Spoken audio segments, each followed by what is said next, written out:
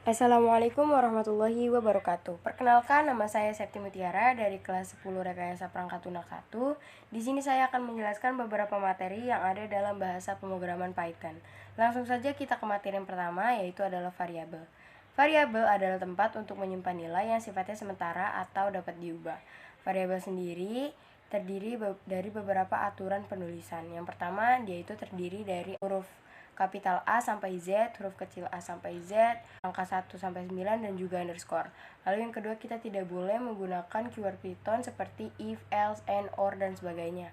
Dan yang keempat, perlu kita ketahui bahwa kita tidak boleh meletakkan angka pada penulisan awal variabel.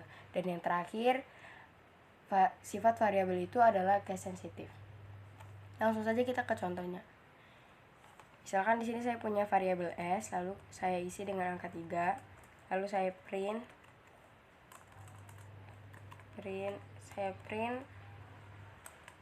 variabelnya, maka dia akan menampilkan angka 3 ya teman-teman.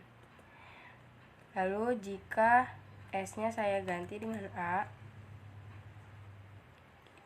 lalu di sini kita sesuaikan, kita jalankan, maka dia juga akan menghasilkan angka 3.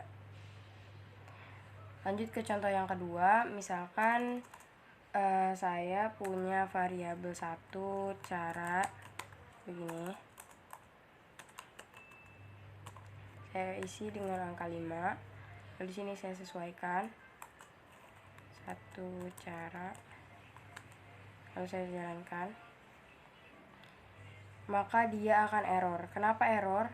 Karena ini membuktikan bahwa penggunaan angka pada penulisan awal huruf variabel itu tidak bisa ya teman-teman. Kalau misalnya kita emang tetap pengen pakai angka, maka kita bisa menggunakan angka tersebut di akhir ataupun di tengah kalimat variabel. Ini kita taruh di sini saja, lalu kita sesuaikan. Setelah itu, maka dia akan menghasilkan output angka 5. Lalu lanjut ke contoh selanjutnya, misalkan kita punya kata cara kita. Kita sesuaikan dulu, baru variabel cara kita ini kita isi dengan tipe data string. Nanti tipe data ini akan kita jelaskan. Kita masukkan di sini kalimat promosi. Misalkan gitu ya. Misalkan gitu, lalu kita jalankan, maka dia akan error. Kenapa error? Karena di sini kita tidak boleh menggunakan spasi. Untuk menggantikannya kita bisa menggunakan underscore atau tidak sama sekali. Nah, setelah itu dia akan muncul promosi ya. Nah, maka dia akan keluar kata promosi ya teman-teman. Oke, kita lanjut ke contoh yang terakhir. Di sini kita punya cara, lalu di bawahnya kita punya lagi cara seperti ini ya. Lalu yang di bawah kita isi dengan angka 8 misalkan gitu. Lalu ini kita sesuaikan. Nah, kita jalankan, maka dia akan menghasilkan promosi karena dia sesuainya sama yang di atas ya. Misalkan di sini caranya kita hapus.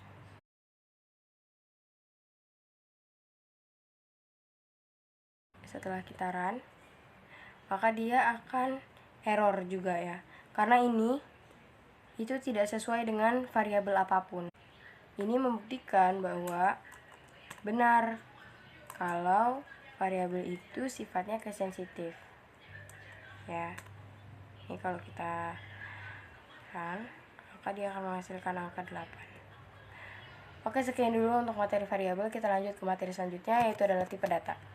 Tipe data adalah sebuah pengklasifikasian data berdasarkan jenis kode yang dibuat.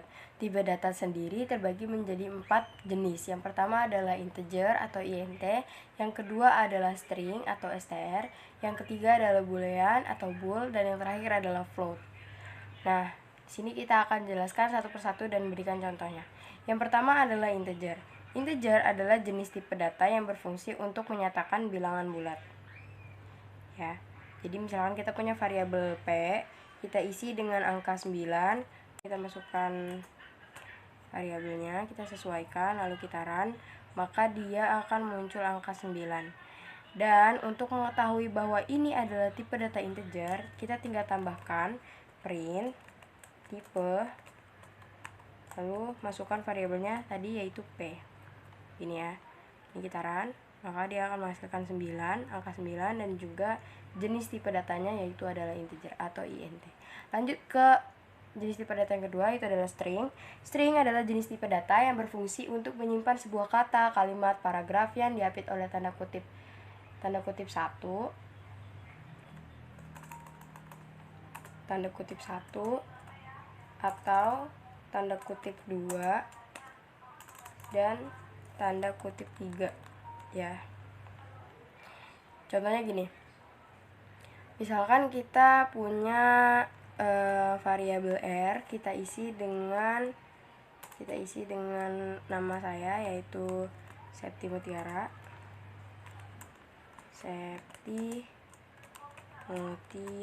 Nah,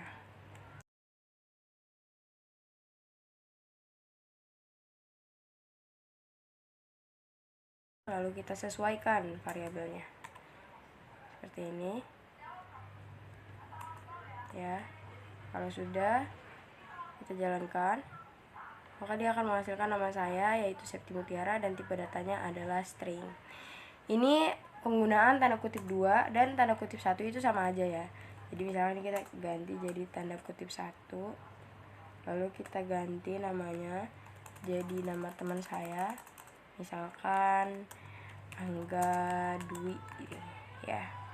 Lalu kita jalankan, maka dia akan menghasilkan Angga Dwi dan jenis tipe datanya adalah string atau str. Nah, penggunaan kutip 3 itu untuk menyatakan sebuah paragraf atau kalimat yang dia lebih dari satu baris. Misalkan di sini kita punya perkataan gini, nama saya adalah Septi M, panggilan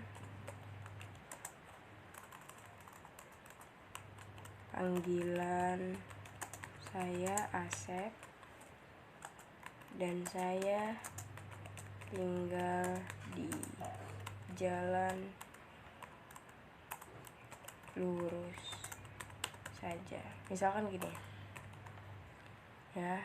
Kita jalankan, maka dia akan menghasilkan nama saya adalah Septi Mutiara, panggilan saya Asep, dan saya tinggal di jalan lurus saja.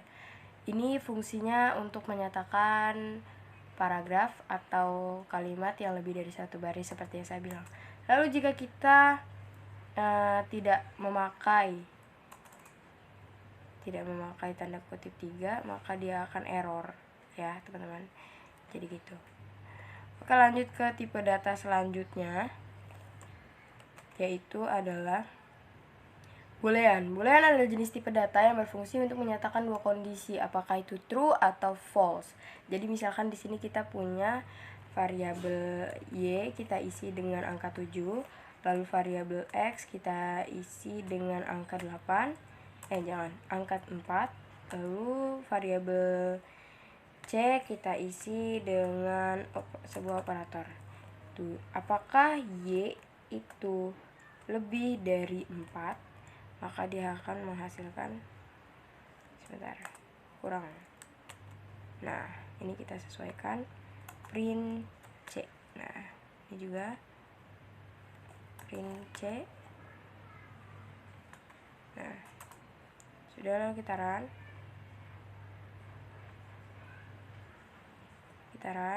Maka dia akan menghasilkan true ya, dan jenis tipe datanya adalah bool atau boolean. Oke. Ini misalkan di sini kita ganti, kita tukar begini, maka dia akan menghasilkan false ya. Bener ya, kalau misalkan 7 itu bukan kurang dari 4, tapi dia itu lebih dari 4. Jadi hasilnya adalah false dan jenis tipe datanya adalah boolean. Oke, lanjut ke jenis tipe data yang terakhir yaitu adalah float. Float adalah jenis tipe data yang berfungsi untuk menyatakan bilangan berkoma, pecahan, ataupun desimal. Jadi misalkan kita punya variabel G, kita isi dengan angka 3,4, lalu kita print. Ini kita sesuaikan saja. Kita tinggal sesuaikan saja di sini G, lalu di bawahnya juga kita sesuaikan G, maka ini kita run. Setelah itu kita run, maka dia akan menghasilkan 3,4 dan jenis tipe datanya adalah float. Oke, sekian dulu untuk materi tipe data. Lanjut ke materi yang selanjutnya, yaitu adalah if else. Materi selanjutnya yaitu adalah if else atau if kondisi. If kondisi adalah suatu proses untuk menentukan sebuah keputusan. If kondisi sendiri terbagi menjadi 3 macam, yaitu yang pertama adalah if 1 kondisi, kedua if 2 kondisi, dan yang ketiga adalah if 3 kondisi. Jadi di sini kita misalkan punya variabel Y, kita isi dengan angka 6. Kita bikin program dulu, misalkan namanya nilai ngaji harian, ya kan. Lalu kita di sini kita punya variabel Y, kita isi dengan angka 90. Lalu if Y kurang dari atau sama dengan 100, maka kita print Anda bisa lanjut mengaji.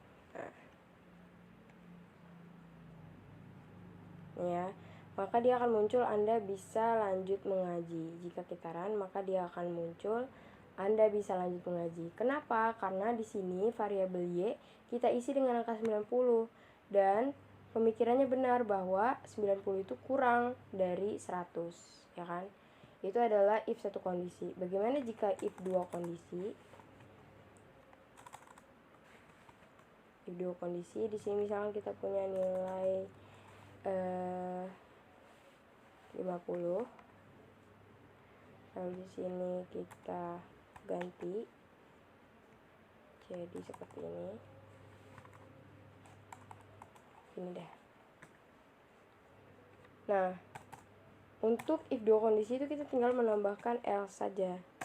Else Anda print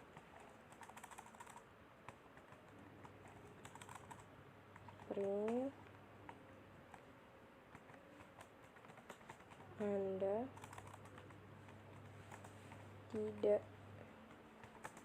naik, Anda tidak bisa lanjut ke lembar berikutnya, misalkan gitu ya, berikutnya misalkan gitu. Putaran, maka dia akan menghasilkan Anda tidak bisa lanjut ke lembar berikutnya. Jadi logikanya gini, jika if saya false, maka jalankanlah else. Ya teman-teman, paham? Jika if saya false atau persyaratan dari if ini tidak bisa dipenuhi, maka jalankanlah else. Begitu ya. Nah, lanjut kita ke if 3 kondisi. If 3 kondisi ini kita hanya perlu menambahkan elif. Di sini saya salah ya, harusnya elif bukan else. Jadi mohon diabaikan saja else-nya.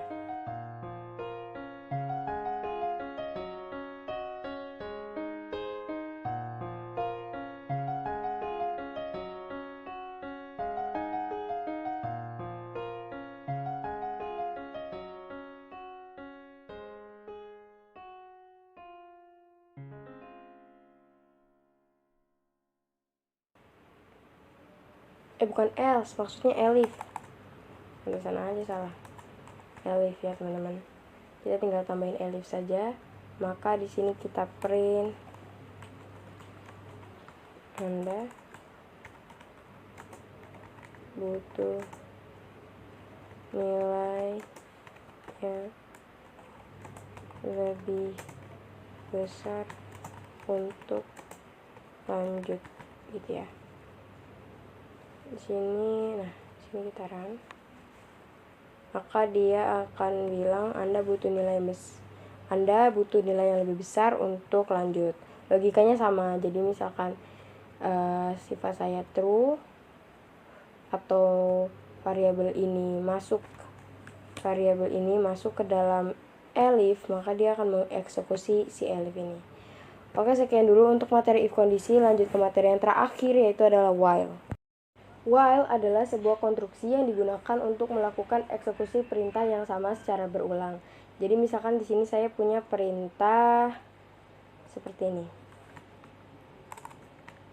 Tampilkan angka 1 sampai 10 dan sebaliknya. Dengan variabelnya adalah W, kita masukkan dengan angka 1 karena kita mulainya dari angka 1. Lalu kita ketik while, variabel yaitu W, while W kurang dari atau sama dengan 10, karena kita berhenti di angka 10, maka print angka ini adalah variabelnya yaitu W. Ini belum selesai rumusnya. Lalu jika kita run, maka dia akan sebentar. Oh, ini ada yang salah, ada errornya. Ya. Maka dia akan terus mengeprint angka ini adalah 1 terus saja. Lalu jika kita ingin menghentikan ini, maka kita tambahkan satu rumus. Di sini kita masukkan variabelnya yaitu W ditambah sama dengan 1 gitu ya. Jika kita run, maka dia akan memunculkan angka ini adalah 1 sampai 10. Dia sudah memunculkan angka 1 sampai dengan 10. Lalu bagaimana untuk sebaliknya? Maka kita balik, karena ini mulai dari angka 10, kita tulis di sini 10. Karena kita berakhir di angka 1, maka di sini ganti jadi 1. Lalu operatornya kita ganti logikanya. Ini juga di bawahnya kita ganti jadi min. Lalu kita jalankan. Nah, maka dia akan memunculkan angka 10 sampai dengan angka 1. Begitu ya, teman-teman. Jadi logikanya gini. Misalkan contoh yang tadi deh. Contoh yang pertama yang tampilkan angka 1 sampai dengan 10. Ini saya ini ganti lagi. Nah, jadi ini kan W-nya bener kan 1, bahwa 1 itu kurang dari 10. Maka dia 1 ini kurang dari 10, maka dia memunculkan ini. Ya kan? Lalu dia turun lagi setelah dari sini, pas dapat angka 1, dia turun lagi ke sini. 1 ditambah 1 sama dengan 2. Lalu naik lagi.